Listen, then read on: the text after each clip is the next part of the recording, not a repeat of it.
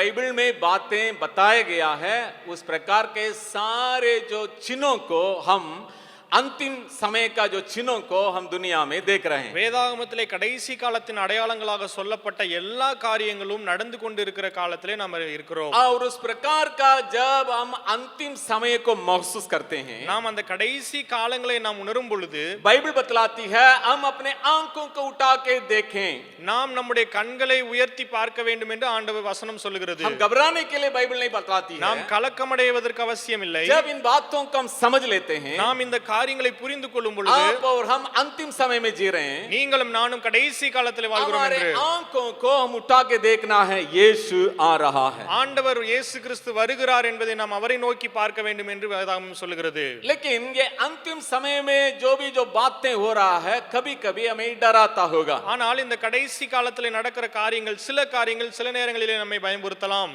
चाहे जो बीमारी के न हो या दुर्घटना के न हो, हम कभी भी उस प्रकार की बातों को कल्पना भी नहीं किए हैं. ऐसे बातें हो रहा है. ஒருவேளை அது வியாதிக்குரிய காரியங்களாக இருக்கலாம் அல்லது ஏதாவது கஷ்டமான காரியங்களாக பயமுறுத்துற காரியமாக இருக்கலாம். நினைத்து பார்க்க முடியாத காரியங்கள் ஒருவேளை வந்திருக்கலாம். और मनुष्य का जीवन का भी कोई ऐसा गारंटी नहीं है. மனிதனுடைய ஜீவனுக்கும் அப்படிப்பட்ட ஒரு கேரண்டியே இல்லாமல் போய்விட்டது. याद करने के लिए है प्रभु का आगमन जल्दी निकट है. நாம் இதை எல்லாவற்றிலும் நினைவு கூற வேண்டிய ஒரே ஒரு காரியம் ஆண்டவராகிய இயேசு கிறிஸ்துவின் வருகை சமீபமாக இருக்கிறது. हम हमारे पूरा जो जीवन में परमेश्वर से मिलने के लिए जो दूसरा आगमन के लिए अपने आप को तैयारी रखना. இதனால் நம்முடைய எல்லா காரியங்களிலும் நம்மை நாமே ஆண்டவரை சந்திப்பதற்கு நாம் ஆயத்தப்படுத்த வேண்டும். क्योंकि जब हम एक कैंपस में हैं, एक फैमिली में हैं, हम एक दूसरों को मदद कर सकते हैं. நாம் ஒரு கேம்பஸ்ல இருக்கறனால ஒரே குடும்பமாக இருக்கறனால ஒருவர் இன்னொருவருக்கு உதவி செய்ய முடியும். हॉस्टल में हैं, एक दूसरे बच्चे जो है मदद कर सकते हैं. நாம் அங்க ஹாஸ்டல்ல இருக்கறனால ஒருத்தர் இன்னொருத்தருக்கு உதவி செய்ய முடியும். जब प्रभु यीशु मसीह का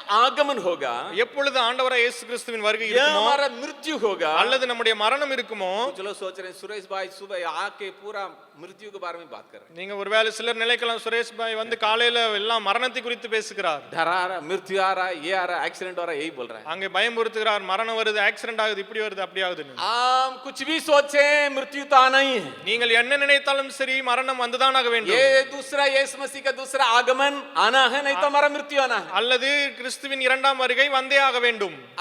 और आप कुछ भी समझिएगा, यहाँ जितने लोग हैं एक ना एक दिन एक जन को छोड़ के एक जन जाना ही होगा. நீங்கள் என்ன வேணாலும் நினைக்கலாம், இங்க இருக்கிற எல்லாரும் ஒருவர் மற்றவரை விட்டு ஒரு நாள் போய் தான் ஆக வேண்டும். आप ना अपना अपना जो समय के अनुसार टिकट कटते जाएगा.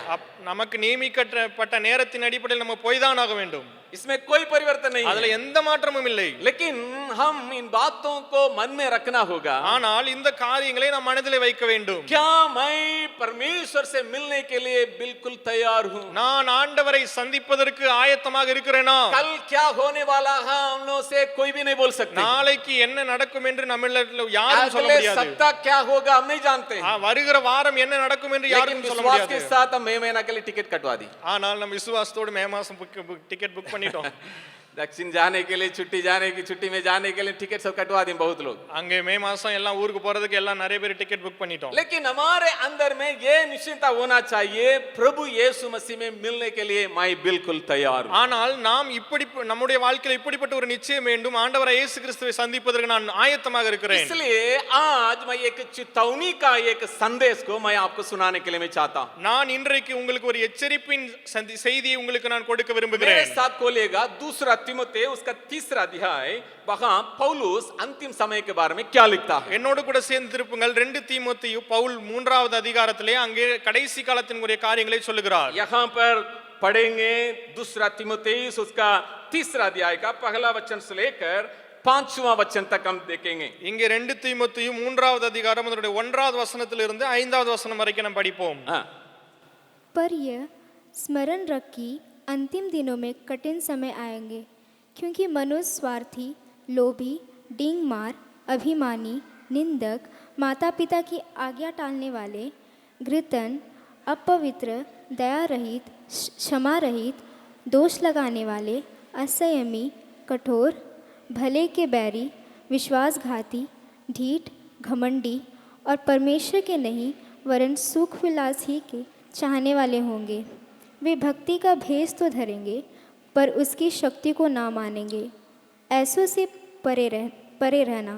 हाँ, மேலும் கடைசி நாட்களில் கொடிய காலங்கள் வரும் என்று அறிவாயாக. எப்படியெனில் மனுஷர்கள் தற்பிரியராயும் பணப்பிரியராயும் வீம்புக்காரராயும் அகந்தை உள்ளவர்களாகவும் தூசிக்கிறவர்களாகவும் தாய் தகப்பன்மாருக்கு கீழ்ப்படியாதவர்களாயும் நன்றி அறியாதவர்களாயும் பரிசுத்தமில்லாதவர்களாயும் சுவாப அன்பில்லாதவர்களாயும் இணங்காதவர்களாயும் அவதூறு செய்கிறவர்களாயும் இச்சையடக்கம் இல்லாதவர்களாயும் கொடுமையுள்ளவர்களாயும் நல்லோரை பகைக்கிறவர்களாயும் துரோகிகளாயும் துணிகரம் உள்ளவர்களாயும் இருமாப்புள்ளவர்களாயும் தேவ பிரியராயிராமல் சுகபோக பிரியராயும் தேவபக்தியின் வேஷத்தை தரித்து அதன் பலனை மறுதரிக்கிறவர்களாயும் இருப்பார்கள். 5वां वचन को थोड़ा दिखाएंगे डिस्प्ले में. जो भी यहाँ पर बहुत बड़ा तालिका या बहुत बड़ा ये बातें दिया गया है, लिस्ट दिया गया है, இங்கே अनेक காரியங்கள் சொல்லப்பட்டிருக்கிறது. तो इसका सारांश के रूप में ये 5वां वचन को हम देख सकते हैं. இந்த எல்லா காரியங்களையும் உள்ளடக்கியதாக 5வது வசனத்திலே நாம் பார்க்க முடியும். यहाँ लिखा है वे भक्ति का बेश तो धरेंगे पर उसके शक्ति को न मानेंगे. ஆனால் இங்கே எழுதப்பட்டிருக்கிறது அவர்கள் தேவ பக்தியின் வேஷத்தை தரித்து கொண்டிருப்பார்கள் ஆனால் அதனுடைய பலனை மறுதலிப்பார்கள். यहाँ हम बहुत ध्यान देने के लिए आज परमेश्वर इस बातों के ऊपर हमारे ध्यान को आकर्षित कराने के लिए चाहता है. ஆண்டவர் இந்த வசனத்தின் மூலத்திலே நம்முடைய கவனத்தை செலுத்தும்படியாக இன்றைக்கு விரும்புகிறார். ये अंतिम समय में ये संभव है हमारा भीतर एक प्रकार का जो जीवन को हम बिताते हुए बाहर एक कपटी जीवन को हम जी सकते हैं. இந்த கடைசி நாட்களிலே நாம் உள்ளான ஒரு இன்னொரு வாழ்க்கையை வைத்துக்கொண்டு வெளியிலே ஒரு மாய்மாலம் உள்ள ஒரு வாழ்க்கையை வாழ்வதற்கு வாய்ப்புகள் உண்டு. ये 5वां वचन के मतलब यही है.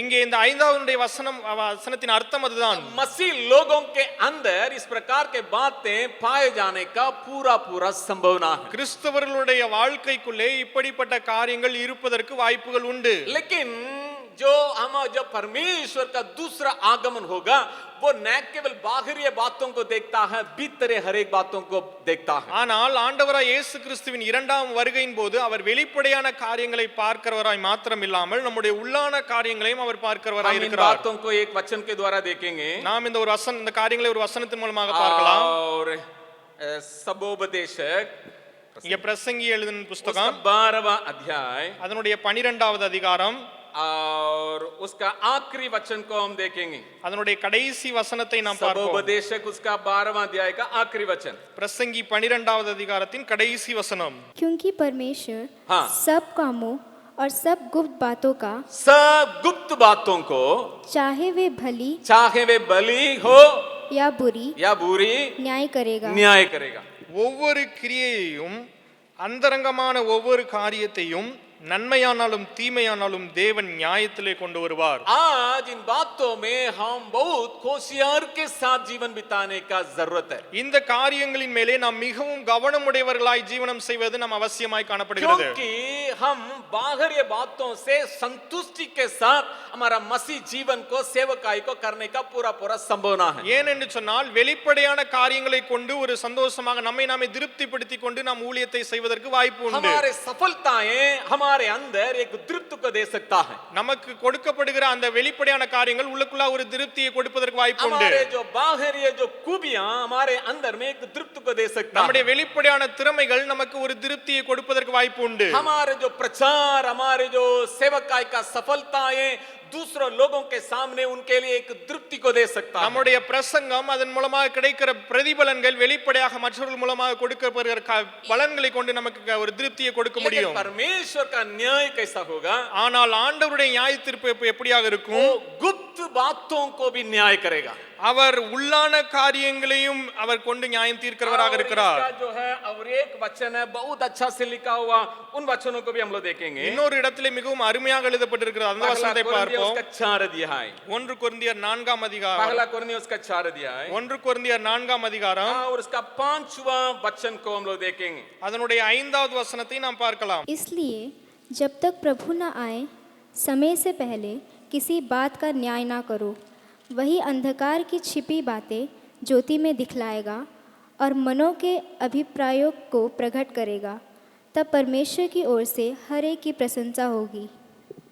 ஆனதால் கர்த்தர் வருமளவும் நீங்கள் காலத்துக்கு முன்னே யாதொன்றை குறித்து தீர்ப்பு சொல்லாதிருங்கள். இருளில் மறைந்திருக்கிறவைகளை அவர் வெளியரங்கமாக்கி இருதயங்களின் யோசனைகளையும் வெளிப்படுத்துவார். அப்பொழுது அவனவனுக்குரிய புகழ்ச்சி தேவனால் உண்டாகும். अगर इस वचन को अगर आप एम्प्लीफाइड बाइबल का क्लासिक एडिशन में देखेंगे, இந்த வசனத்தை நீங்கள் ஆம்பிளிஃபைட் வெர்ஷன் கிளாசிஃபைட் வெர்ஷன்ல பார்க்கும் பொழுது उसको भी थोड़ा डिस्प्ले करेंगे. यहाँ पर हम देख सकते हैं, இங்கே பார்க்க முடியும். यहाँ दो बातों के बारे में यहाँ लिखा गया है. இங்கே ரெண்டு காரியங்களை குறித்து எழுதப்பட்டிருக்கிறது. एक है, he will bring to light the secret things that are now hidden. இங்கே அப்படியாக எழுதப்பட்டிருக்கிறது, இப்பொழுது மறைமுகமாக இருக்கிற ரகசியமான காரியங்களை அவர் வெளியரங்கமாக்குவார். That are now hidden in darkness. இப்பொழுது இருளிலே மறைந்திருக்கிற காரியங்களை அவர் வெளியே கொண்டு வருவார். दूसरा और एक बात के बारे में यहाँ वर्णन किया गया है. இங்கே இரண்டாவது இன்னொரு காரியங்களையும் எழுதப்பட்டிருக்கிறது. Expose the secret aims. इसका मतलब ब्रैकेट में दिया गया है motives and purpose of hearts. அது மாத்திரமல்ல, நாம் மறைமுகமாக திட்டங்களை தீட்டி வைத்திருக்கிற காரியங்கள் எண்ணங்களையும் அவர் வெளியே கொண்டு வருவார் என்று எழுதப்பட்டிருக்கிறது. बहुत सावधानी के साथ इस अंतिम समय में अपने आप को जांचना होगा. நாம் மிகவும் கவனமுடையவர்களாய் கடைசி நாட்களை நம்மை நாமே சோதித்து அறிய வேண்டும். यीशु मसीह का दूसरा आगमन में क्या होगा? இரண்டாம் வருகையிலே என்ன நடக்கும்? जब हम देखते हैं मैं शीघ्र आने वाला हूं, हर एक जन के लिए प्रतिफल मेरे साथ है. நாம் பார்க்கிற பிரகாரமாக நான் சீக்கிரமாக வருகிறேன், எல்லோருடைய பிரதிபலன் என்னோடு கூட வருகிறது. बहुत खुश हो जाते हैं. நாம் மிகவும் சந்தோஷம் அடைகிறோம். जब हम थोड़े का जो दृष्टांत को हम लोग देखते हैं, वो दृष्टांत को हम लोग देखते हैं. நாம் தாளந்தின் உவமைகளை நாம் பார்க்கும் பொழுது हाँ लिखा गया है, और एक विश्वास योग्य दास. அங்கே விசுவாசம் உண்மையுள்ளவனாக இருந்தான் என்று பார்க்க முடிகிறது. इन सारे बातों को सुनते ही जो है हम लोग बहुत खुश हो जाते हैं. நாம் இந்த எல்லா காரியங்களையும் பார்த்து நாம் சந்தோஷம் हम लोग அடைகிறோம். लगेगा हमी को ही प्रभु बुला रहा है. ஆண்டவர் எனக்கு தெரியும், நம்ம நினைக்கிறோம் ஆண்டவர் என்ன தான் கூப்பிடுறாரு. लगेगा बाप रे प्रभु यीशु मसीह आ रहे हैं, मेरे लिए प्रतिफल लेके आ रहा है. நாம் நமக்கு இப்படியாக தோணும், ஆண்டவர் வரும்போது எனக்கு எல்லா ஆசீர்வாதத்தையும் கொண்டு வருவாரு. ये जरूर हमारे लिए ही लेके आ रहा है. ஆண்டவர் உண்மைதான் நமக்காக தான் கொண்டு வருகிறார். लेकिन यहाँ पहला कोरिन्थियों उसका 4 अध्याय का 5वां जो वचन को हम कभी ना भूल नहीं पाए. ஆனால் 1 கொரிந்தியர் 4வது அதிகாரம் 5வது வசனத்தை நாம் ஒருபோதும் மறக்க கூடாது. न केवल हमारे हाथों को क्रिया को लेके वो न्याय करेगा, அவர் நம்முடைய கரத்தின் கிரியை கொண்டு மாத்திரம் நியாயம் தீர்க்கிறவராய் அல்லாமல் भीतर जो एम्स, हमारा विचार, हमारा मोटिव्स, हमारा पर्पस, हर एक बातों को खुला खुला न्याय में लेके आएगा. நம்முடைய உள்ளான எண்ணங்கள், நம்முடைய நினைவுகள், நம்முடைய மறைவான காரியங்கள் எல்லாவற்றையும் வைத்தவர் நியாயம் தீர்க்க உண்மையுள்ளவர். यहाँ पर पहला कोरिन्थियों उसका 3 अध्याय में हम देखते हैं, ஏனென்று சொன்னால் 1 கொரிந்தியர் 3வது அதிகாரத்தில் இப்படியாக எழுதப்பட்டிருக்கிறது, हमारा जीवन को आग परख के देखेगा. அவர் நம்முடைய ஜீவனை அலசி ஆராய்ந்து பார்க்கிறவர். वहां देखेगा अग्नि आनंद परिशोधिकम. वहां आप उसको खोल लीजिएगा, पहला कोरिन्थियों 3 अध्याय 1 கொரிந்தியர் 3வது அதிகாரம். वहां देखिएगा वो उस दिन जो हमारा काम प्रकट होगा. அந்த நாட்களிலே நம்முடைய காரியம் வெளிப்படும். 13वां वचन में लिखा है, அங்கே 13வது வசனத்தில் எழுதப்பட்டிருக்கிறது.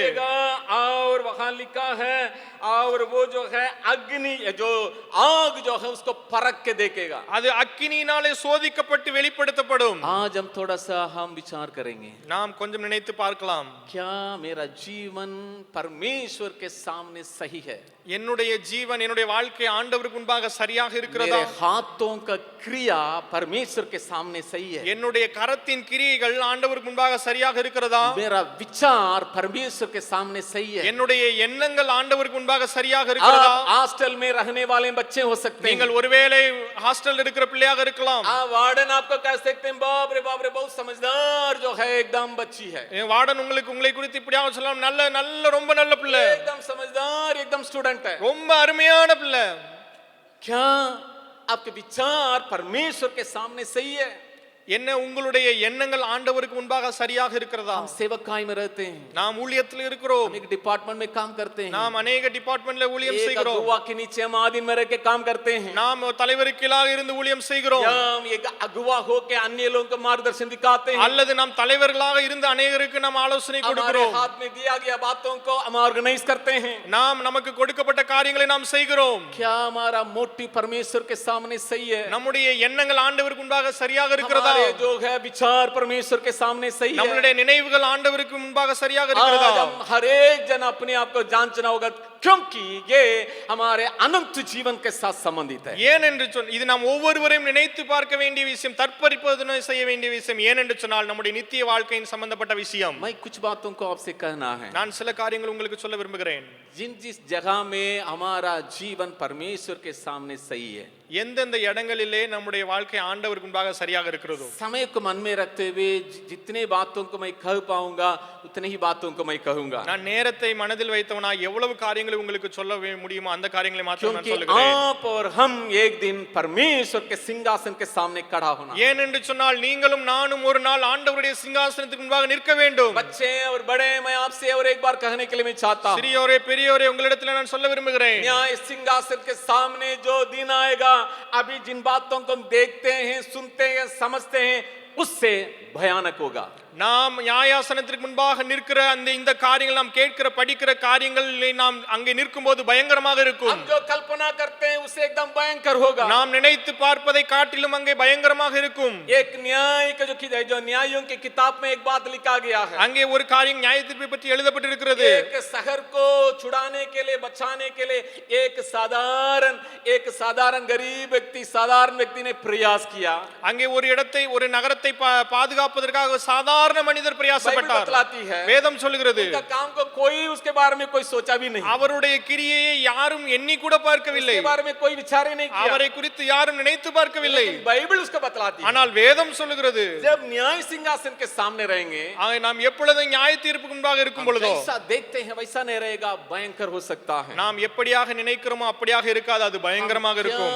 सही जीवन बिता रहे हैं परमेश्वर के सामने, நாம் ஆண்டவருக்கு முன்பாக சரியான ஜீவன் ஜீவிக்கிறோமா, या भीतर एक जीवन बाहर एक जीवन बिता रहे हैं, அல்லது உள்ளான ஒரு வாழ்க்கை வெளியாக வேற ஒரு வாழ்க்கை வாழ்கிறோமா? यहाँ ये धरती पर, हमारे घर पर, हमारे हॉस्टल पर, हमारे संस्था में ये काम चल सकता है। ஒருவேளை நம்முடைய தனிப்பட்ட வாழ்க்கையிலே, நம்முடைய ஹாஸ்டல்லே அல்லது ஊழியத்திலே அல்லது நம்முடைய ஸ்தாபனத்திலே ஒருவேளை இப்படிப்பட்ட காரியங்கள் இருப்பதற்கு வாய்ப்பு உண்டு. मैं फिर कहने के लिए चाहता हूं, நான் மீண்டும் சொல்ல விரும்புகிறேன், जहां हम रहते हैं वहां ये काम चल सकता है। நாம் எங்கே இருக்கிறோம் அங்கே இது நடக்க வாய்ப்பு உண்டு. लेकिन जब हम सर्वशक्तिमान परमेश्वर के सामने रहेंगे, ஆனால் நாம் ஆண்டவருக்கு முன்பாக நிற்கும் பொழுதோ चलेगा नहीं। அங்கே அது செல்லுபடாது. बगल वाला का हाथ पकड़ के बोलिएगा, அருகில் இருக்கிறவங்க கரத்தை பிடித்து हाथ சொல்லுங்கள், पकड़ के अच्छा से हिला के बोलिएगा, கரத்தை பிடித்து நல்லா சொல்லுங்க, यहाँ काम चल सकता है। இங்கே வேலை நடக்கும். और एक बार यहाँ काम चल सकता ஒரு है, முறையாக இங்கே வேலை நல்லா நடக்கும், वहां नहीं चलेगा। ஆனால் அங்கே நடக்காது.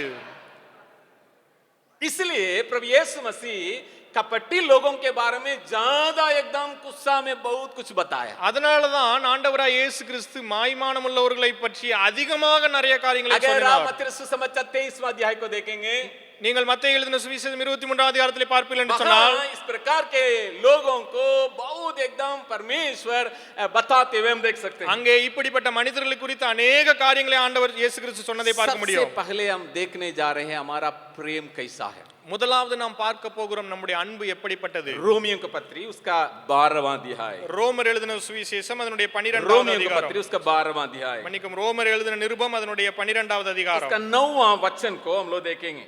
அதனுடைய 9வது வசனத்தை பார்க்கலாம். प्रेम निष्कपट हो, உங்கள் அன்பு மாயமற்றமதா இருப்பதாக. यहाँ अंग्रेजी बाइबल जो एम्प्लीफाइड क्लासिक एडिशन में लिखा, let your love be sincere. இங்கே ஆம்பிளிஃபைட் வெர்ஷன்ல இப்படியாக எழுதப்பட்டிருக்கு, உங்களுடைய அன்பு உண்மையானதாக இருப்பதாக. क्या आज मेरा जो प्रेम परमेश्वर के सामने सही है? என்னுடைய அன்பு ஆண்டவருக்கு முன்பாக சரியானதாக இருக்கிறதா? बाइबल बतलाती है अंतिम समय में प्रेम ठंडा होगा। வேதாமம் சொல்லுகிறது கடைசி நாட்களிலே அன்பு தணிந்து போகும். प्रेम ठंडा होगा, அன்பு தணிந்து போகும். ये अंतिम समय का एक चेतावनी है। அந்த கடைசி காலத்தினுடைய ஒரு அடையாளம். आज जब हम मसीह में आ गए हैं, நாம் கிறிஸ்துவுக்குள்ளாக வந்திருக்கிறோம். रोमियो को पत्र 5वां अध्याय के अनुसार पवित्र आत्मा का प्रेम हमारे अंदर उंडेले गया। அந்த ரோமர் 5வது அதிகாரத்தின் அடிப்படையில் பரிசுத்த ஆவியானவருடைய அன்பு நம்மில் இருக்கிறது. हमारा प्रेम कैसा है? हमारा நம்முடைய அன்பு எப்படியாக இருக்கிறது?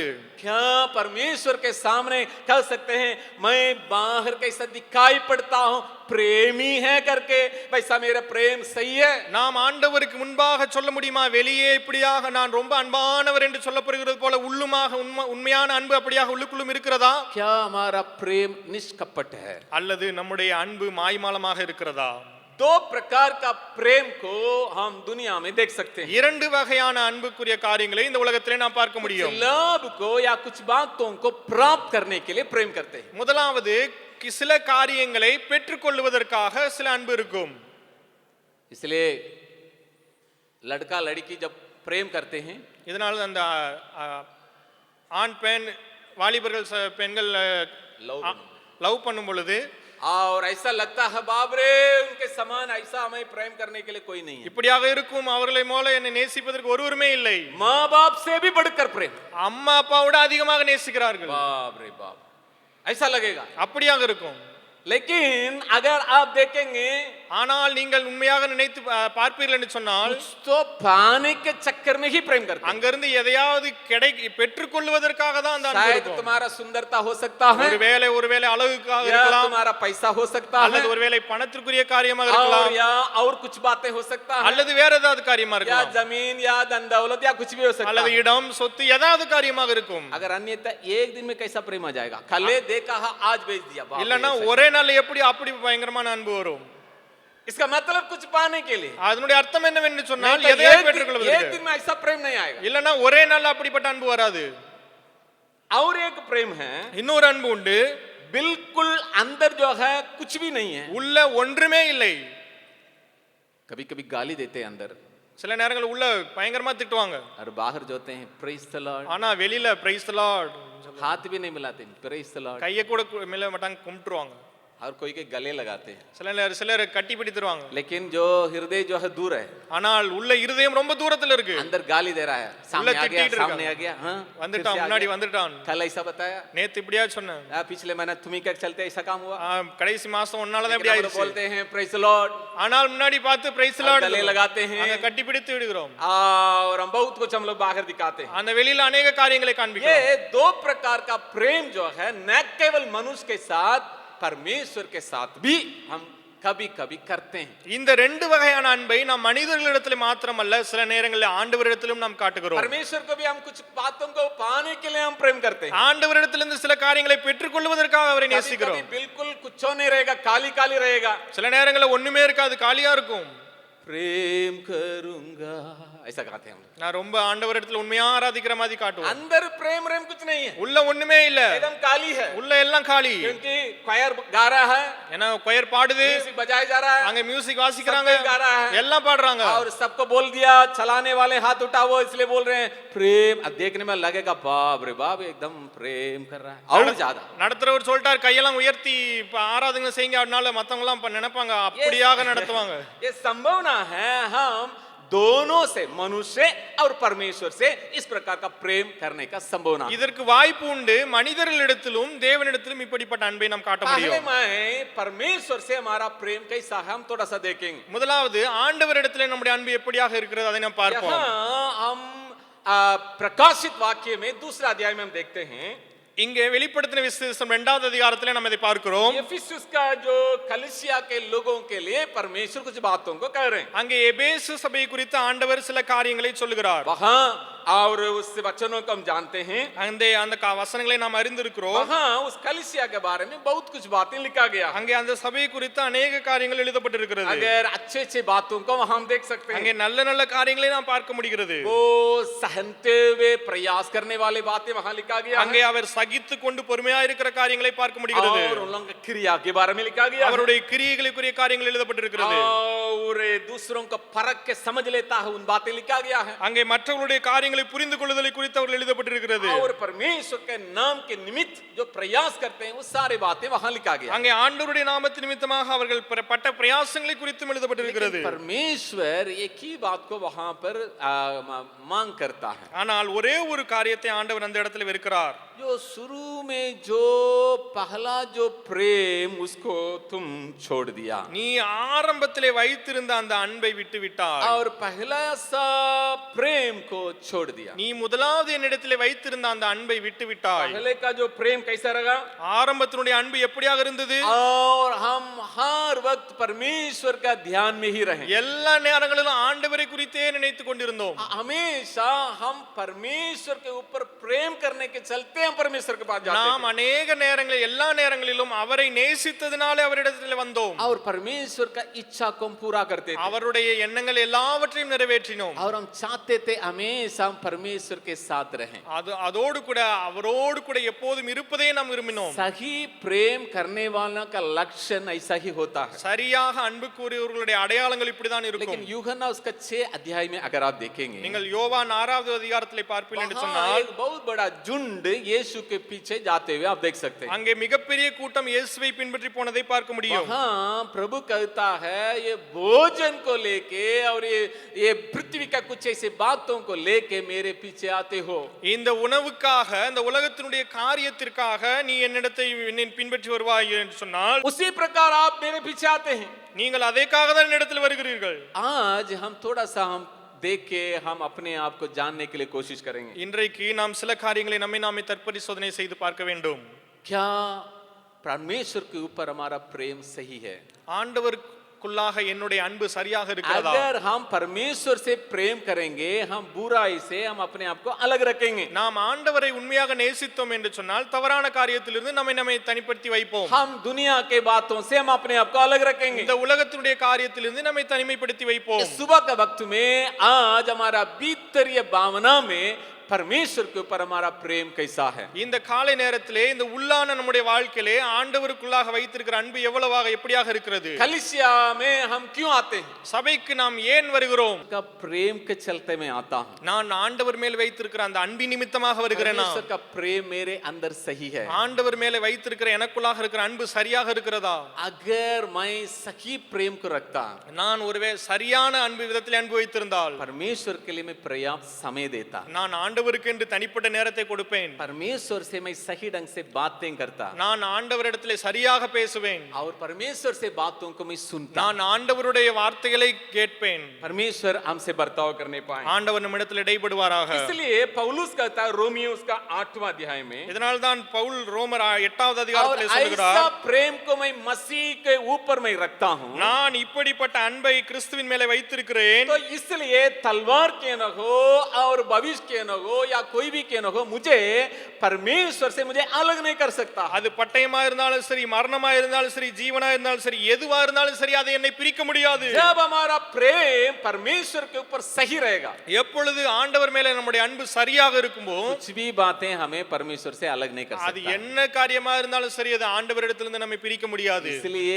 गिरा हुआ पत्रस को देख के परमेश्वर यही पूछा क्या तुम मुझसे प्रेम करते हो? அதனால தான் விழுந்து போன பேதுருவை பார்த்து இயேசு கிறிஸ்து இப்படியாக கேட்கிறார், நீ என்னை நேசிக்கிறாயா? अंदर अंदर वो प्रेम को बाल ये करते हुए जो सही करते हुए 3 बार पूछने के चलते वो प्रेम के चलते आगे मसीह के लिए एकदम मजबूती के साथ அங்கே जीवन 3 बिताया. முறை இப்படியாக தன்னுடைய உள்ளுக்குள்ள அந்த எல்லா காரியங்களையும் சரி பண்ணி அவர் கேட்ட கேள்விக்கு சொன்ன காரியத்தினால தான் தொடர்ந்து அவரால் வெற்றியாக ஓட और முடிந்தது. साथ ही साथ अन्य लोगों के साथ हमारा प्रेम कैसा है? அதோடு கூட மற்றவர்களிடத்திலே நம்முடைய அன்பு எப்படியாக இருக்கிறது? क्या हमारे जो ओंठों का शब्द और हृदय सेम है? நம்முடைய வாயின் வார்த்தைகள் நம்முடைய இருதயத்தின் நினைவுகள் ரெண்டும் ஒன்றாக இருக்கிறதா? यहाँ एक वचन को हम लोग देखेंगे. இங்கே ஒரு வசனத்தை நாம் பார்ப்போம். भजन संगीता उसका 55वां अध्याय சங்கீதம் 55ஆம் சங்கீதம் उसका 21वां वचन को हम देखेंगे. 21வது भजन வசனம். संगीता उसका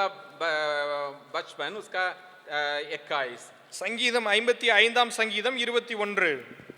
उसके मुंह की बातें तो मक्खन सी चिकनी थी, परंतु उसके मन में लड़ाई की बातें थी. उसके वचन तेल से अधिक नरम तो थे, परंतु नंगी तलवारें थी. அவன் வாயின் சொற்கள் வெண்ணெயைப் போல மெதுவானவைகள், அவன் இருதயமோ யுத்தம். அவன் வார்த்தைகள் எண்ணெயிலும் மிருதுவானவைகள், ஆனாலும் அவைகள் உருவின பட்டயங்கள். यहाँ बहुत अच्छा से इस वचन में हम देख सकते हैं. இங்கே இந்த வசனத்தில் மிகவும் அருமையாக எழுதப்பட்டிருக்கிறதை उसके பார்க்கிறோம். मुंह की बातें तो क्या लिखा है? मक्खन सी चिकनी थी. அங்கே அவர்களுடைய வாயின் வார்த்தைகள் எண்ணெயை விட வெண்ணெயை விட மெதுவா இருக்கும். और परंतु और उसके मन में लड़ाई की बातें थी. ஆனால் அவர்களுடைய இருதயத்திலோ யுத்தத்திற்குரிய காரியங்கள் இருக்கும். ये जो है मुझे ज्यादा ये नहीं किया. இது எனக்கு ரொம்ப இத और उसका दूसरा लाइन है. ஆனால் அதனுடைய கடைசியில் उसके எழுதப்பட்டிருக்கிறது, वचन तेल से अधिक नरम तो थे, அவருடைய வார்த்தைகள் வந்து எண்ணெயிலும் மிகவும் மெதுவானவைகள், परंतु वो नंगी तलवारें थी। ஆனால் அவைகள் உருவின பட்டயங்கள். थोड़ा सा इसमें ध्यान दीजिएगा। இதிலே கொஞ்சம் உங்கள் கவனத்தை வையுங்கள். मनुष्य का जो प्रेम किस प्रकार बदलने का संभावना है। மனிதனுடைய அன்பு எப்படியாக மாறுவதற்கு வாய்ப்பு உண்டு. शब्दें एकदम मक्खन से और तेल से एकदम ऐसा जो सॉफ्ट है वो तो लिखा है, हार्ड जो है दूसरा है, वो अलग बात है, ठीक है। வார்த்தைகள் எண்ணெயை போல மெதுவா இருக்கிறது, ஆனா இருதயமோ வேற மாதிரி वो இருக்கிறது, तो ठीक பரவாயில்ல. है, लेकिन यहाँ दूसरा क्या लिखा है? ஆனால் இரண்டாவது என்ன वो எழுதப்பட்டிருக்கிறது? वचन जो है एकदम तेल से अधिक एकदम नरम जैसा लगेगा, அவனுடைய வார்த்தைகள் எண்ணெயை விட ரொம்ப மெதுவா இருக்கிற மாதிரி இருக்கும். लेकिन वो नरम नहीं है, वो एकदम नंगी तलवार है। ஆனா அது எண்ணெய் அல்ல, அது உருவின பட்டயம். और ऐसे बातों को पूछेंगे, அப்படிப்பட்ட காரியத்தை और கேட்பீங்கன்னா, ऐसे बातों के बारे में चर्चा करेंगे, அப்படிப்பட்ட காரியங்களை பேசுனீங்கன்னா, हमको लगेगा एकदम बाप रे बाप मेरे ऊपर इतना ख्याल करते हैं, என்ன மேல எவ்வளவு கவனமா அக்கறையா मेरे இருக்கிறாரு, बारे में इतना चिंता करते हैं। எனக்கு மேல எவ்வளவு கரிசனையா இருக்கிறாங்க. लेकिन लोगों का प्रेम ऐसा कपटी जीवन जैसा भीतर ऐसा होने का संभावना है, जरूर शब्दों में नरम है, लेकिन वो तलवार से ज्यादा एकदम तेज रहेगा। ஆனால் மனிதர்களுடைய அன்பு ஒருவேளை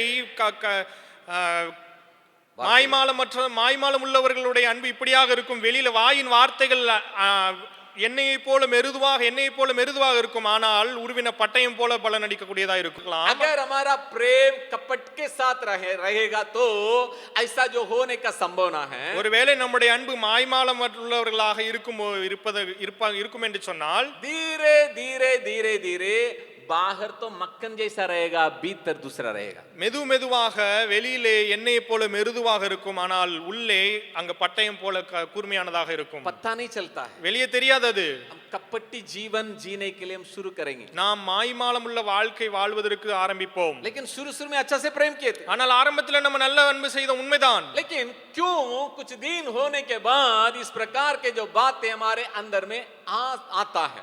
ஏன் காலங்கள் சென்ற பின்பாக இப்படிப்பட்ட காரியங்கள் நமக்குள்ளாக வருகிறது? मैं फिर कहने के लिए चाहता हूं, நான் மீண்டும் சொல்ல விரும்புகிறேன், हमारे विचारों को, हमारा मोटिव, हमारा पर्पस, हमारे हर एक बातों को परमेश्वर न्याय में लेके आएगा। நான் மீண்டும் ஒரு முறையாக சொல்கிறேன், நம்முடைய எண்ணங்கள், நம்முடைய நினைவுகள், நம்முடைய இருதயத்தின் காரியங்கள் எல்லாவற்றையும் ஆண்டவர் நியாயம் தீர்க்க போகிறார். मैं तीन बातों को मैं आपके सामने रखूंगा इस पॉइंट में। நான் இதே காரியத்திலே மூன்று காரியங்களை உங்களுக்கு நான் சொல்ல விரும்புகிறேன். क्यों मनुष्य का जो प्रेम भीतर एक बाहर दूसरा है कैसा बदल जाता है? ஏன் மனிதனுடைய அன்பு உள்ளும் ஒன்றுமாக வெளியே ஒன்றுமாக மாறி போகிறது? अगर आप देखेंगे पहला सामुएल उसका 16वां अध्याय में, நீங்கள் முதலாவது 1 சாமுவேல் 16வது அதிகாரத்திலே பார்ப்பீர்கள் என்று आप मेरे சொன்னால், साथ आप खोलिएगा என்னோடு கூட சேர்ந்து திருப்பிக் पहला கொள்ளுங்கள். सामुएल उसका 16वां अध्याय, 1 சாமுவேல் 16வது அதிகாரம், पहला सामुएल उसका 16वां अध्याय में, 1 சாமுவேல் 16வது அதிகாரத்திலே और वहां पर क्या लिखा है? அங்க என்ன எழுதி இருக்கிறது? 21वां वचन में लिखा है, 21வது வசனத்தில் எழுதி இருக்கிறது, और शाऊल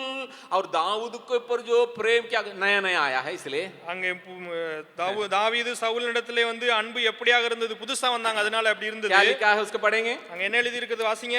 और दाऊद साउल के पास जाकर उसके सामने उपस्थित रहने लगा, और साउल उससे बहुत प्रीति करने लगा। शाऊल उससे बहुत प्रीति करने लगा, बस। அப்படியே தாவீது சவுலினிடத்தில் வந்து அவனுக்கு முன்பாக நின்றான், அவன் இவனை மிகவும் சிநேகித்தான். यहाँ देखिएगा, अभी दाऊद और शाऊल के सामने नए नए आए हैं, இங்கே தாவீது சவுலினிடத்திலே புதிதாக வந்திருக்கிறார். और यहाँ क्या लिखा है? இங்க என்ன எழுதி இருக்கிறது? बहुत प्रीति करते थे, அங்க மிகவும் சிநேகித்தார் என்று எழுதி बहुत இருக்கிறது. प्रेम करने लगे। ரொம்ப அதிகமாக சிநேகித்தார். लेकिन अगर आप आगे जाएंगे, நீங்கள் தொடர்ந்து பார்ப்பீர்கள் என்று சொன்னால் 18 अध्याय का 8वां 9वां वचन को अगर आप देखेंगे, 18வது அதிகாரம் 8வது 9வது வசனத்தை பார்ப்பீர்கள் என்று சொன்னால், और आप देख सकते हैं भीतरीय जो बातों से और बाहर के बातों में जो है फर्क को आप देख सकते हैं। அங்கே உள்ளான வெளியான காரியங்களுக்குள்ளே ஒரு மாற்றத்தை நீங்கள் அங்கே பார்க்க முடியும். अपने साथ खाने के लिए बैठाता है जरूर, அங்கே தன்னோடு கூட சாப்பாடு கொடுப்பதற்கு அமர்த்தினார். लेकिन मने मन सोचेगा कब इनको खत्म करेंगे। ஆனால் உள்ள இருதயத்தில் இப்படியாக நினைத்தார், அவனை पहले எப்ப कैसा था? கொல்லலாம். ஃபர்ஸ்ட் எப்படி இருந்தது? वो एकदम ऐसा एकदम बहुत प्रेम, முதல்ல நல்ல நேசித்தார், மிகவும் நேசித்தார் என்று சொல்லப்பட்டிருக்கிறது. कैसा प्रेम था? எப்படி நேசித்தார்? नहीं, मेरा जो और तलवार को ले लो என்னுடைய பட்டயத்தை வாங்கிக்கோ, और मेरा जो पहनने का जो बातें हैं उसको ले लो நான் அனுப்பிக்கிற எல்லாத்தையும் நீ வாங்கிக்கோ. और आशीर्वाद भी दे रहा है परमेश्वर तुम्हारे साथ रहे ஆசீர்வாதம் கொடுக்கிறார், ஆண்டவர் உன்னோடு கூட இருப்பார். उतना प्रेम அவ்வளவு அன்பு, उनके लिए प्रार्थना भी कर रहा है அவருக்காக ஜெபம் பண்றார். और मन से आशीष दे रहा है அங்க மனசுல இருந்து உள் மனசுல இருந்து अपने ஆசீர்வதிக்கிறார். सारे बातों को देने के लिए தன்னுடைய எல்லா तैयार है காரியங்களையும் கொடுக்கிறதுக்கு ரெடி. लेकिन ஆனால் अभी बदल गया ஆனால் இப்பொழுது மாறிவிட்டது. साथ में बैठा था खाने के கூட लिए உட்கார வச்சிருக்கிறார் சாப்பிடுறதுக்கு. मन में सोचता है ஆனால் இருதயத்துல நினைக்கிறார், ये कब मरेगा எப்ப சாவான், ये कब खत्म होगा எப்ப இவனை காலியாவான், कब खत्म करेंगे எப்போ இவனை கொல்லலாம். उसका कारण है அதனுடைய காரணம் என்ன? कभी कभी हमारा जो शुद्ध प्रेम बदलने का कारण ये हो सकता है நம்முடைய சுத்தமான அன்பு மாறி போவதற்கான காரணம் இப்படியாக இருக்கலாம். ये 18 अध्याय का 8 और 9 वचन को अगर हम देखेंगे இங்கே 18வது அதிகாரத்தின் 8வது 9வது வசனத்தை பார்ப்போம் என்று சொன்னால், यहाँ हम देखते हैं स्त्री लोग वहां नाचते हुए वहां पर बता रहे हैं அங்கே ஸ்திரீகள் ஆடி பாடிக்கொண்டு இப்படியாக சொல்லுகிறார்கள். और क्या वहां लिखा है पढ़िए हिंदी में அங்கே படியுங்கள். तब साउल अति क्रोधित हुआ और यह बात उसको बुरी लगी और वह कहने लगा, उन्होंने दाऊद के लिए तो लाखों और मेरे लिए हजारों ही ठहराया. हाँ पढ़िए அந்த வார்த்தை சவுலுக்கு விசனமாய் இருந்தது. அவன் மிகுந்த எரிச்சல் அடைந்து தாவீதுக்கு 10,000 எனக்கோ 1000 கொடுத்தார்கள், இன்னும் ராஜாங்க மாத்திரம் அவனுக்கு குறைவாயிருக்கிறது என்று சொல்லி. यहाँ देखिएगा दाऊद शाऊल के विरोध में एक भी काम नहीं किया. இங்கே தாவீது சவுலுக்கு விரோதமாக ஒரு காரியத்தையும் செய்யவில்லை. दाऊद शाऊल के विरोध में एक शब्द भी नहीं बोला. தாவீது சவுலுக்கு விரோதமாக ஒரு வார்த்தை கூட சொல்லவில்லை. थोड़ा ध्यान से सुनिएगा. நீங்கள் கவனமாய் கேளுங்கள். और गुप्त कुछ ऐसा एजेंडा भी नहीं रखा. அங்கே உள்ளே அப்படிப்பட்ட ஒரு தவறான எண்ணங்களும் கிடையாது. शाऊल को हटाएंगे मैं राजा बनूंगा इस प्रकार का सेल्फ एजेंडा इनर एजेंडा दाऊद के अंदर नहीं रहा. அங்கே சவுலை வந்து நகர்த்தியணும் தள்ளிரணும் நம்ம ராஜாவாயிரணும்னு சொல்லி தாவீதுக்குள்ள அப்படிப்பட்ட ஒரு எண்ணம் இல்லவே இல்லை. लेकिन शाऊल के अंदर का प्रेम अभी जो है बाहर एक भीतर अलग हो गया. ஆனால் சவுலுக்குள்ளாக இருந்த அந்த அன்பு வெளியும் ஒன்றுமாக உள்ளு ஒன்றுமாக மாறி போனது. क्योंकि नया नया आया है ஏனென்று சொன்னால் புதுசா வந்தவன், उनके लिए लाखों, ஆனால் அவனுக்கு லட்சங்களை கொடுக்கறாங்க, लेकिन मेरे लिए हजारें. எனக்கு 1000 கொடுக்கறாங்க. ये शाऊल के अंदर में बिल्कुल बातों को बदल डाला. இப்படிப்பட்ட காரியங்கள் சவுலுக்குள்ளாக முழுவதுமாக உள்ளான காரியத்தை மாற்றி போட்டது. तो उनका प्रेम को बिल्कुल जो है एक कपटी जीवन बिताने के जगह पर लेके आया. அவனுக்குள்ளாக இருந்த அந்த அன்பு ஒரு மாய்மாலம் உள்ள வாழ்க்கை வாழ்வதற்கு நேராக அவனை எடுத்து சென்றது. अपने बेटी को भी देने के लिए तैयार हो गया. அங்கே தன்னுடைய மகளையும் கொடுப்பதற்கு ஆயத்தமாக இருந்தான். आगे सारे बातों को दिखाने के लिए समय नहीं है. இங்கே தொடர்ந்து अनेक காரியங்களை சொல்வதற்கு நேரம் இல்லை. 18 अध्याय में आगे देखेंगे. அங்கே 18வது அதிகாரத்தில் தொடர்ந்து பார்ப்பீர்கள் சொன்னால் फिलिस्तियों के हाथों में इनको फंसाने के लिए मन में सोच रहा है. அங்கே பெலிஸ்தியர்களுடைய கரங்களிலே இவரை மாற்றி வைப்பதற்கு முயற்சி செய்கிறான். मैं फिर से कहने के लिए चाहता हूं நான் மீண்டுமாக சொல்ல விரும்புகிறேன், दाऊद एक भी शब्द शाऊल के विरोध में नहीं बोला. தாவீது சவுலுக்கு விரோதமாக ஒரு வார்த்தையும் சொல்லவில்லை. और शाऊल एक भी काम को शाऊल के विरोध में नहीं किया. அவர் தாவீது சவுலுக்கு விரோதமாக ஒரு காரியத்தையும் लेकिन செய்யவில்லை. मने मन सोच रहा शाऊल, ஆனால் சவுல் தன்னுடைய மனதில் இப்படியாக எண்ணினான். बाहर दूसरा दिखा रहा है வெளியிலே வேற விதமாக காண்பித்தான், लेकिन भीतर दूसरा हो गया. ஆனால் உள்ளே வேறமாய் மாறி போனது. कब उनको खत्म करें? எப்பொழுது அவனை அழிக்கலாம்? We should be very matured. நாம் இதில் ரொம்பவும் மிகவும் தெளிவானவர்களாய் இருக்க வேண்டும். जब हम लोग आगे बढ़ते हुए हम देखते हैं, நாம் மற்றவர்கள் முன்னேறி செல்கிறதை நாம் பார்க்கும் பொழுது, जब दूसरे लोग और अन्य लोगों के द्वारा तारीफ किया जाते हैं, எப்பொழுது மற்றவர்கள் மூலமாக பாராட்டுகளை பெறுகிறார்களோ, और जब दूसरे लोग और अन्य बातों में आगे बढ़ते हैं, மற்றவர்கள் மற்ற காரியங்களிலே முன்னோக்கி செல்லும் பொழுது हम अपने आप को जांचना होगा. நாம் நம்மை நாமே சோதித்து பார்க்க क्या வேண்டும். मैं सचमुच में मैं मेरा प्रेम को सही रखता हूँ? நான் எனக்குள்ளாக உள்ள அந்த அன்பை உண்மையிலே நான் சரியாக வைத்திருக்கிறேனா? काइन और एबेल के बारे में हम लोग देखते हैं. காயின் ஆபேலுடைய காரியத்தை நாம் அறிந்திருக்கிறோம். कुछ कारण नहीं, அங்க ஒரு காரணமும் இல்லை. परमेश्वर अपना भाई का जो है बेट को वो ग्रहण कर लिया. ஆண்டவர் தன்னுடைய சகோதரனுடைய காணிக்கையை அங்கீகரித்தார். यूसुफ को विरोध किए अपने भाई लोग.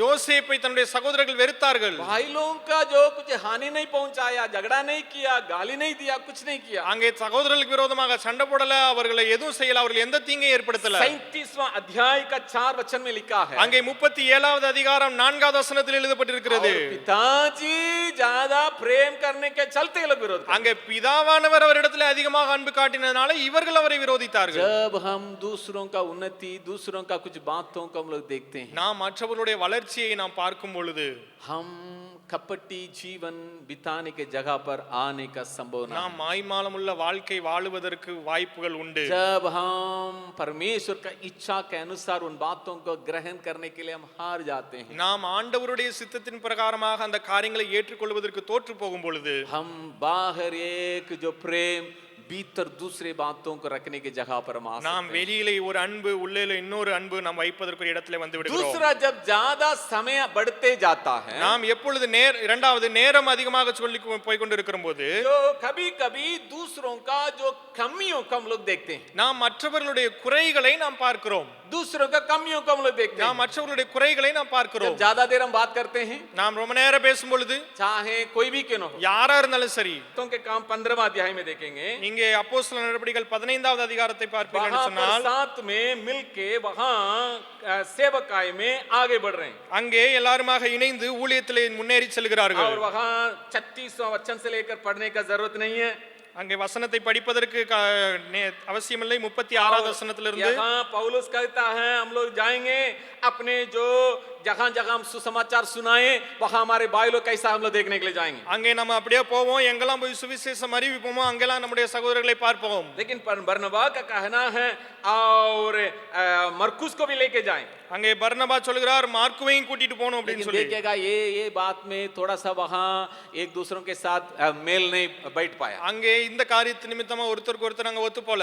तो यहाँ उसके चलते वे लोग अलग अलग चले गए. அதனால அங்க இருந்து அவங்க ரெண்டு பேரும் வேற வேற இடத்துக்கு திரும்ப போக कभी வேண்டியதாயிடுச்சு. कभी आपस में रहते रहते कुछ ऐसे बातों में हम आ जाते हैं, சில நேரங்களில் நாம் ஒன்றா இருக்கும்போது இப்படிப்பட்ட காரியத்துக்குள்ளாக तो வருகிறோம். हमारा जो प्रेम ठंडा होने का संभावना है. நம்முடைய அன்பு தணிந்து போவதற்கு வாய்ப்பு உண்டு. तीसरा और एक बात को भी हम लोग देख सकते हैं. மூன்றாவது இன்னொரு காரியத்தையும் பார்க்க जब முடியும். अय्यूब के जीवन जैसा जब हम कमजोर हो जाते हैं, நாம் யோபுவை போல நம்முடைய வாழ்க்கையில நாம் காரியங்கள் வரும் பொழுது, நம்ம பலவீனம் அடையும் பொழுது, या दूसरों का जीवन में हम देखते हैं, அல்லது நம்முடைய மற்றவர்களுடைய வாழ்க்கையில பார்க்கும் பொழுது, अगर आप समय निकाल के आप यहाँ से जाने के बाद 29 और 30वां अध्याय को अय्यूब में पढ़िएगा, நீங்கள் யோபு 29வது 30வது அதிகாரத்தை இங்கிருந்து போனதுக்கு அப்புறம் படித்தீர்கள் என்று சொன்னால் वहां पर बहुत बड़ा भिन्नता है. அங்கே अनेक காரியங்கள் இருக்கிறது. अब आराम से ये दोनों अध्याय को आप जरूर एक और बार पढ़िएगा. நீங்கள் अमर्ந்து அந்த ரெண்டு அதிகாரத்தையும் நீங்கள் படியுங்கள். अय्यूब कहता है, जब मैं अच्छा था उस समय में लोग कैसे थे,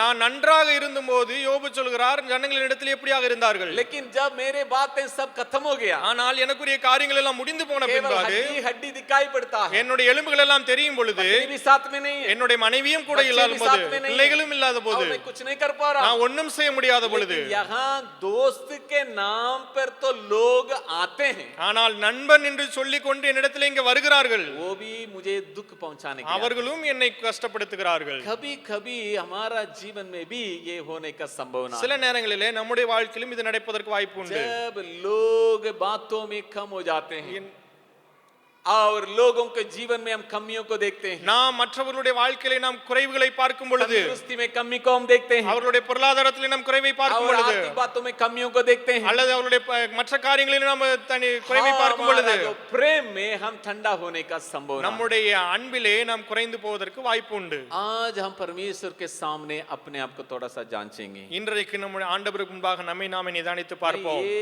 बात को मैं कहकर अंत करने के लिए चाहता நான் हूं. ஒரே ஒரு காரியத்தை மாத்திரம் சொல்லி முடிக்க விரும்புகிறேன். आज हमारा प्रेम कैसा है? இன்றைக்கு நம்முடைய அன்பு எப்படியாக இருக்கிறது? क्या मैं कह सकता हूँ जैसा मैं भीतर हूँ वैसा ही मैं நான் बाहर சொல்ல हूं? முடியுமா, உள்ளுக்குள்ளாக நான் எப்படி இருக்கிறேனோ அதே மாதிரி வெளியுமாக இருக்கிறேன்? मैं ये भी जानता हूँ, நான் இதையும் அறிந்திருக்கிறேன். पहले का जो समय से ज्यादा अभी ज्यादा प्रेशर हमारे ऊपर है. முதல்ல இருந்ததை விட இப்ப அதிகமான அழுத்தம் நமக்கு மேல இருக்கிறது. एक खुला किताब के समान हम जी नहीं पा रहे हैं. திறந்த புத்தகமாக நம்மளால் இருக்க முடியவில்லை. लेकिन हम परमेश्वर से प्रार्थना कर सकते हैं, ஆனால் ஆண்டவரிடத்தில் நாம் ஜெபிக்க முடியும். हम परमेश्वर से दुआ कर सकते நாம் हैं। ஆண்டவரிடத்தில் வேண்டுதல் பண்ண முடியும். प्रभु पवित्र आत्मा के द्वारा जो प्रेम मेरे अंदर उंडेला गया, ஆண்டவரே பரிசுத்த ஆவியானவர் மூலமாக எனக்குள்ளாக அந்த அன்பை கொடும். वो प्रेम के साथ मैं परमेश्वर आपसे मैं प्रेम करने पाऊं। அந்த அன்பின் மூலமாக ஆண்டவரே நான் உம்மிடத்தில் நிறைவான அன்பை வைக்க முடியும். साथ ही साथ लोगों के साथ भी मैं उसी प्रकार प्रेम करने पाऊं। அதோடு கூட நான் என்னோடும் கூட இருக்கிற மற்றவர்களிடத்திலும் அப்படிப்பட்ட அன்பை நான் காட்ட प्रार्थना முடியும். करने के पहले हम थोड़ा सा विचार करेंगे, நாம் ஜெபம் செய்வதற்கு முன்பாக ஒரு விஷயம் நினைத்து பார்ப்போம். परमेश्वर के ऊपर मेरा प्रेम सही है? ஆண்டவருக்கு மேலே என்னால் நான் வைத்திருக்கிற அன்பு சரியாக இருக்கிறதா? बाहर जितना मैं दिखाई पड़ता हूं उतना या उसी प्रकार का प्रेम मेरे भीतर है? வெளிப்படையாக நான் எவ்வளவாக காண்பிக்கிறேனோ அதே அளவு உள்ளாக எனக்குள்ளாக அன்பு இருக்கிறதா? परमेश्वर के ऊपर मेरा प्रेम इतना बड़ा करके मैं दिखाता हूं, उसी प्रकार मेरे भीतर भी मैं परमेश्वर से प्यार करता हूं या नहीं? வெளிப்படையாக ஆண்டவர் மேலே என்னுடைய அன்பு இவ்வளவா இருக்கிறது என்று நான் காண்பிக்கிறேனே அதே அளவு உள்ளுக்குள்ளாக என்னுடைய அன்பு இருக்கிறதா? लोग नहीं देख सकते हैं, மக்கள் பார்க்க முடியாது, लेकिन परमेश्वर देखता है। ஆனால் ஆண்டவர் பார்க்க முடியும். परमेश्वर देखता है, ஆண்டவர் பார்க்கிறார். परमेश्वर कहता है जो तुम्हारा जो प्रेम निष्कपट हो। ஆண்டவர் சொல்லுகிறார் உன்னுடைய அன்பிலே மாயம் இல்லாமல் இருப்பதாக. साथ ही साथ हम ये भी विचार करके देखेंगे, அதோடு கூட நம்ம இதயம் நினைத்து क्या பார்க்க हमारे வேண்டும். साथ रहने वालों के साथ हम एकदम मन खोल के प्रेम कर पा रहे हैं? நாம் நம்மோடு கூட இருக்கிறவர்களிடத்திலே முழுவதுமாக திறந்த மனதுள்ளவர்களாக முழு அன்பை காட்ட முடிகிறதா? हम जरूर प्रार्थना करना ही होगा, நாம் கண்டிப்பாக ஜெபம் செய்ய வேண்டும். हम जरूर परमेश्वर से अनुग्रह को पाना ही होगा, நாம் ஆண்டவருடைய கிருபையை கண்டிப்பாக பெற்றுக்கொள்ள வேண்டும். जरूर परमेश्वर से सामर्थ्य को प्राप्त करना ही होगा, ஆண்டவரிடத்திலிருந்து பலத்தை நாம் பெற்றுக்கொள்ள வேண்டும். क्योंकि परमेश्वर चाहता है जैसा हम बाहर उससे भी ज्यादा भीतर हम सही रहें। ஏன் என்று சொன்னால் ஆண்டவர் விரும்புகிறார் எப்படியாக நாம் வெளியிலே இருக்கிறோம் அதை காட்டிலும் அதிக அளவு உண்மையாக உள்ளேயும் இருக்க வேண்டும் कपटी என்று लोगों से देख के प्रभु कहता है खबर जैसा तुम्हारा जीवन है। அங்க மாய்மால உள்ளவர்களை பார்த்து ஆண்டவர் சொல்லுகிறார் நீ கல்லறை போல இருக்கிறது உன்னுடைய வாழ்க்கை. ये भी कहता है पोछना क्या हुआ या जो पेंट लगा हुआ और खबर जैसा है। நீ வெள்ளையடிக்கப்பட்ட கல்லறைக்கு சமமாய் இருக்கிறார் என்று சொல்லப்பட்டிருக்கிறது. बाहर ठीक है, வெளியே எல்லாம் நல்லா இருக்கிறது, भीतर कैसा है? ஆனால் உள்ளே எப்படி இருக்கிறது? हम अपने मन को कठोर न बने, நாம் நம்முடைய மனதை கடினமாக மாறாமல் இருப்போமாக. हम अपने जीवन को कठोर न बने, நம்முடைய வாழ்க்கையை நாம் கடினப்படுத்த வேண்டாம். क्योंकि मैं शुरू में जैसा बताया, நான் ஆரம்பத்திலே சொன்ன பிரகாரமாக पहला कुरिन्थियों उसका जो 4 अध्याय का 5वां वचन में देखें, அங்கே 1 கொரிந்தியர் 4வது அதிகாரம் 5வது வசனத்திலே गुप्त बातों को भी वो बाहर लेके आया। அவர் अந்தரங்கமான காரியங்களையும் வெளியே எடுத்து கொண்டு न வருகிறார். केवल गुप्त जगह में जो हम काम किए उसको, அங்கே நாம் அந்தரங்கமான இடத்திலே செய்த காரியத்தை மாத்திரமல்ல, हमारा विचार நாம் நம்முடைய எண்ணங்கள் और हमारा योजना நம்முடைய நினைவுகள் और हमारा प्लान और सारे बातों को न्याय में लेके நம்முடைய आएगा। திட்டங்கள் நம்முடைய கிரியைகள் எல்லாவற்றையும் அவர் எடுத்து வந்து நியாயம் தீர்ப்பார். आइए हम परमेश्वर के हाथों में अपने आप को सौंपेंगे, நாம் இருக்கிற இடத்திலே நம்முடைய வாழ்க்கையை ஆண்டவரிடத்திலே ஒப்பு கொடுப்போமா? हम आंखों को बंद